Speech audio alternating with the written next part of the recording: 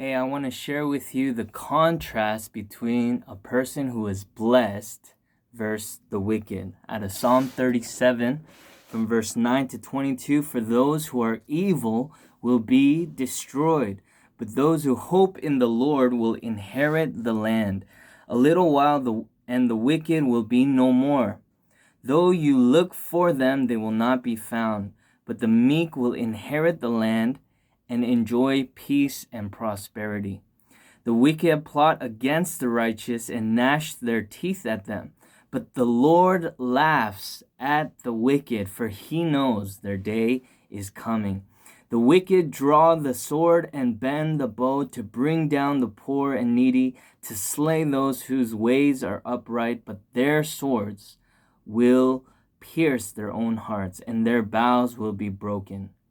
Better the little that the righteous have than the wealth of many wicked, for the power of the wicked will be broken, but the Lord upholds the righteous.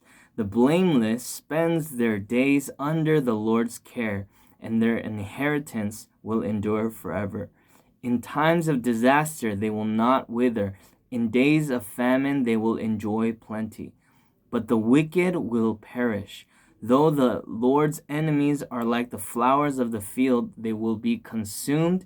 They will go up in smoke. The wicked borrow and do not repay, but the righteous give generously. Those the Lord blesses will inherit the land, but those he curses will be destroyed. If you look at Psalm 37 from verse 9 to 22, it's a constant comparison between those who are wicked and those who are blessed.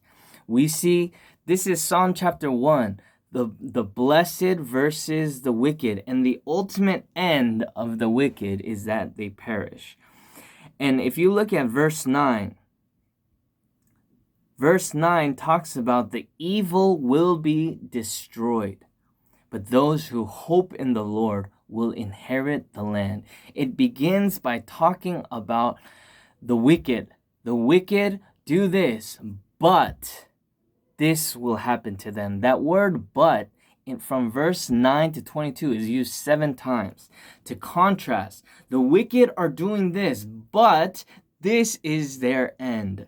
And we see that the wicked, the evil, even though they might be prospering now, their end is coming. And the ones that are blessed, they will inherit the land. And this is the hope that David had. This is the hope that we have. The ones that are righteous, the ones that are living uprightly in the right ways of God.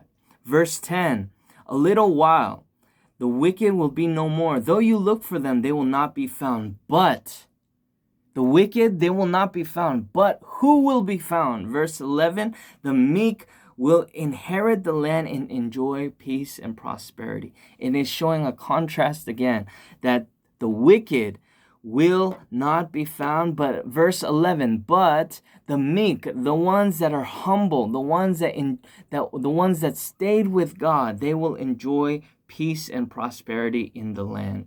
And in verse 12, the wicked plot against the righteous. They do evil towards the righteous ones. They gnash their teeth. Verse 13, but the Lord laughs at the wicked, for he knows their day is coming.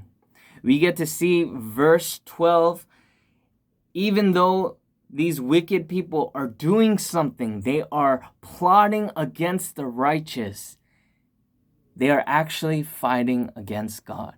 When we are wicked, when a person is wicked, you are actually standing against God. But when you are under God, when you find your refuge and you're following God, that's when God is on your side. And verse 13 says, the Lord laughs at the wicked because he knows their day is coming. Verse 14, the wicked, they draw their sword, they bend the bow to bring down the poor, the needy, to slay those who are righteous.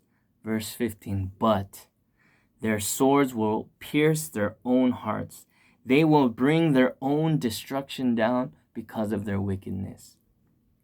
Verse 18 and 19, this is now the we get to see, actually, verse 16 and 17, the power will be broken, right?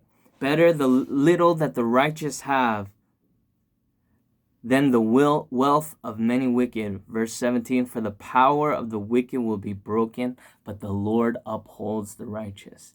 Now, starting with verse 18, the tone changes. He was talking about wicked is like this, but the righteous. And then now, verse 18, now the story is flipped. The blameless, verse 18, spend their days under the Lord's care, and their inheritance will endure forever. This is the ultimate destiny of those that are in God. They will have their inheritance forever.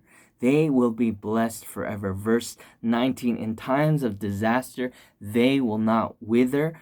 In days of famine, they will enjoy plenty. It's a clear description of the blessed. Verse 18 and 19, they are under the Lord's care. Their inheritance is forever. In times of disaster, they will not wither. In famine, they will have plenty. The ultimate end of the wicked is that they will perish, but the ultimate end of those that are righteous, those that are following God, is that they will be blessed forever. And we get to see verse 20, the wicked will perish. The enemies of the Lord will be consumed. And we see verse 22, the Lord blesses. Those the Lord blesses will inherit the land, but those he curses will be destroyed. Are you blessed or are you cursed? We get to see the difference between these two.